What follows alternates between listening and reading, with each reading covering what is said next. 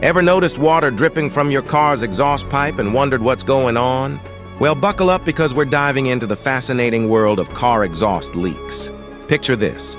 You're cruising down the road on a rainy day, and suddenly you notice water trickling out of your exhaust. It might seem strange, but fear not, because this phenomenon actually has a perfectly logical explanation. You see, inside your car's engine, a magical dance of combustion takes place. Fuel mixes with air, ignites, and generates power to propel your vehicle forward. But here's the kicker. This process also produces water vapor as a byproduct. That's right. Every time your engine burns fuel, it creates water vapor as a natural part of the combustion process. This vapor travels through your exhaust system, where it cools down and condenses into liquid water. So, when you see water dripping from your exhaust, it's simply the result of this process.